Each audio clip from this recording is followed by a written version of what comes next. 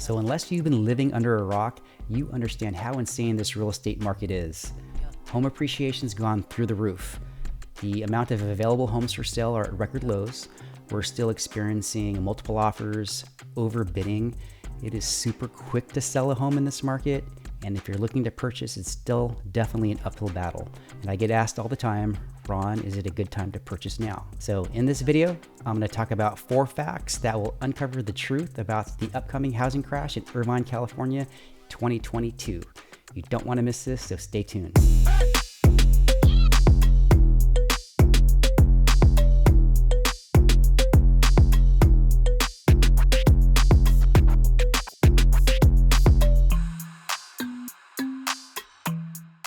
What is going on? Welcome to the Living in Irvine, California channel. My name is Ron Abiera. I'm a local realtor here in Irvine. If you're new to the channel and you want to find out what it's like to live here, what it's like to move here, and what it's like to raise a family here, then do me a favor. Go ahead and subscribe, click that notification bell so you're going to know every time I put out a new video. All right, so I get questions all the time. Ron, what's it like to live in Irvine? What's it like to raise your 4 daughters there? What do you guys do for fun? Tell me what you like and what you dislike about living there. Well, I get excited when I get these questions. I absolutely enjoy being a guide for people. I love to share my story and my experience moving here, and that's why I started this channel. So if you have any thoughts about moving to Irvine or any of the surrounding areas, make sure you contact us. Call, text, email. Our information's right there on the screen. All right, let's jump into this. So when people mention that there is a housing bubble or a housing crash that's coming, I have to ask them, what is their frame of reference? So undoubtedly, they're talking about the crash that happened in the 2008 timeframe. So in this video, I'm going to reference sort of the housing bubble years as sort of that early 2000 to mid 2000 timeframe. That way we can look and see what happened then and compare it to what's happening now. And then we'll go over the 4 facts to see how we can analyze to see if there were any differences between those 2 timeframes. Number 1 is housing supply. In a balanced market, there is typically 6 months worth of inventory. And today in Irvine, the inventory is about 3 weeks.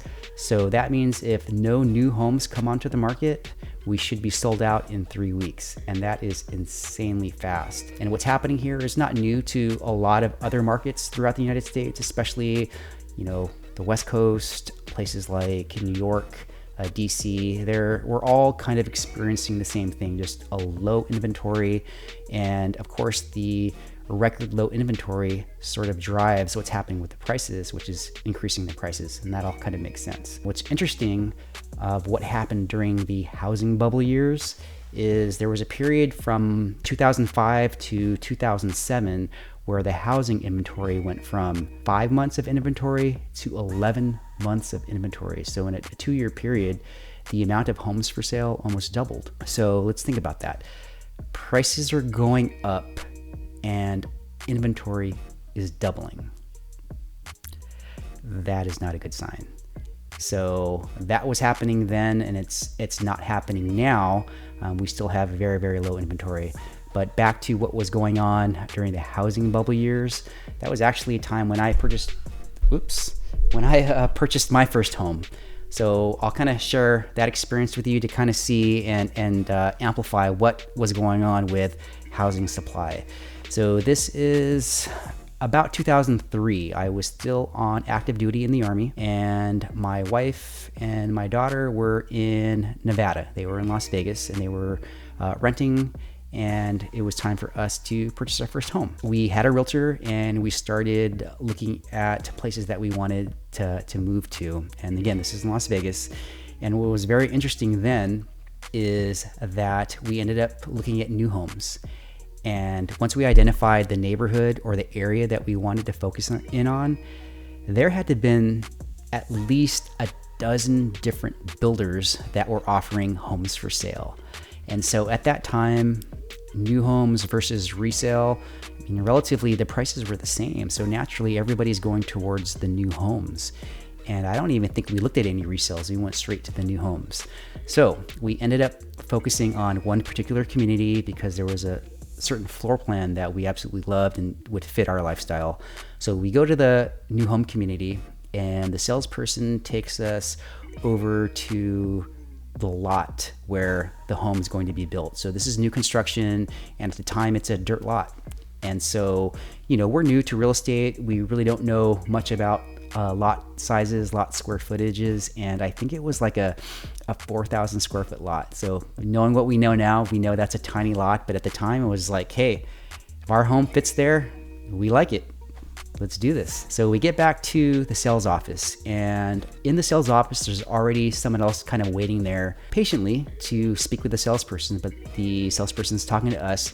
She's kind of going over the process, how long it's going to take to build.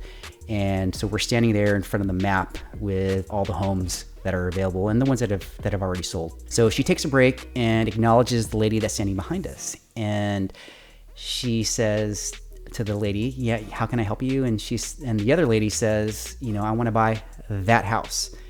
And she literally points at the house that we just came from. And so luckily the salesperson, who was a pro, she said that, this young couple, we've just looked at the home site. We're going to give them an opportunity to decide if they want to purchase the home. So talk about, fear of loss. I look at my wife, look at the salesperson, and we just say, yes, we definitely want to take that. So we end up taking the home, and so it was like, it was a crazy, crazy time. First time buying a home, we didn't know what the next steps were. So we asked her, what do we need to do to secure this? She said, well, we need a check for $5,000 as your earnest deposit. And of course, my wife and I were not planning on buying at that very second. We didn't even have a checkbook with us. So we said, is it okay if we take care of the check, transfer some funds, and come back? She said, yes. Just please come back before we close, which was 5 p.m. So we go take care of the whole checking thing, come back with the check for $5,000 is right at closing time. And this was a Friday. We get to the sales office, and the sales person is putting out the new price sheets for the next day, for Saturday. And we look at it and we see the home that we were interested in, and the price went up $5,000.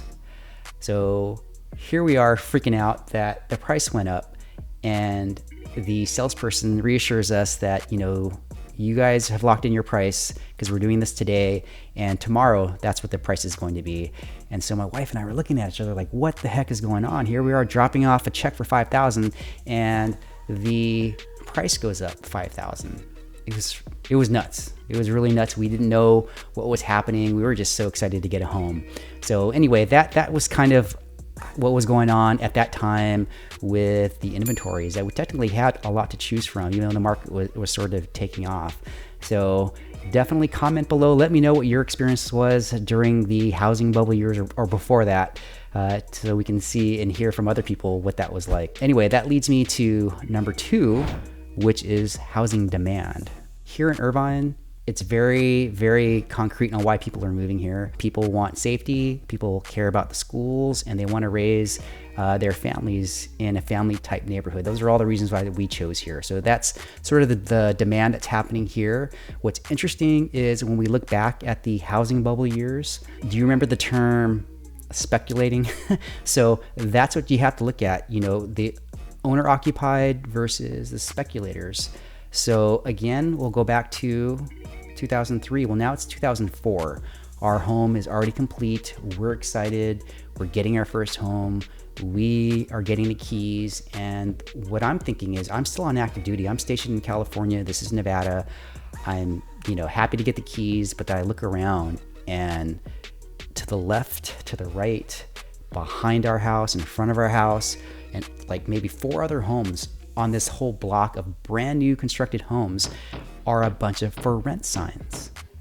And at the time, we didn't know what was going on, but I was like, wow, should I be concerned about this? And at the time, I kind of wasn't. I was just happy that we got a home for my wife and daughter because I had to leave. And I knew that, hey, eventually somebody's going to move in here and we're going to get to know our neighbors. So that was the climate back then. There was a lot of speculating going on. People were buying not necessarily to live in the homes, but to basically see what's going to happen. Yes, they're going to rent it out, but maybe they were planning on flipping because the prices kept going up. So at the time, we were kind of excited because our price was up tens of thousands of dollars. But yeah, what was happening is a bunch of rentals went up in a brand new neighborhood. So that was sort of the demand back then, is a lot of speculation, not as many owner-occupied type buyers or purchases. And now, present day in Irvine, it's kind of the opposite. So because of our price range as well, so the median sales price in Irvine is excess of $1 million. So at that price range, you don't see a whole lot of sort of investors that are purchasing to rent out. Because the demand is so high for all the reasons I explained on why we wanted to move here, most people that are going to purchase here are looking to move in, to live here, to raise their family, to enjoy all of the amenities that Irvine has. So that's number 2, was the demand. Number 3 is the lending guidelines. So this is going to be very interesting. If you have recently purchased within the last couple of years, you understand how difficult it is to actually purchase a home. High FICOs, they want bank statements, pay stubs, tax returns, the whole nine. They're going to ask you at the beginning, in the middle, or right before closing. They're going to ask for the verification of employment, all the way up until probably the day that you close. It is really, really difficult to get a loan. So, getting a loan in this market is a reason to celebrate just as much as it is getting the home. So that's what we're experiencing now. Rewind back to the housing bubble years, a totally different story.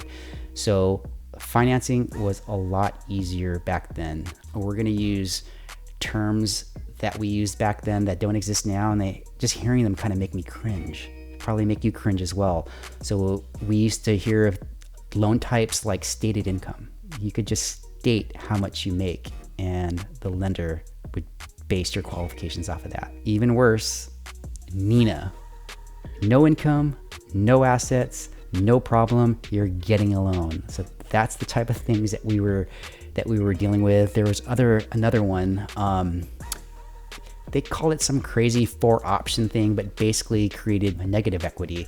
So there was an option where, and I had a lender back then, and I had to ask her, and she told me with a straight face that this option could actually make sense for somebody, which I couldn't believe back then, but especially now. But basically, it was a situation where instead of paying principal and interest, you can only pay principal.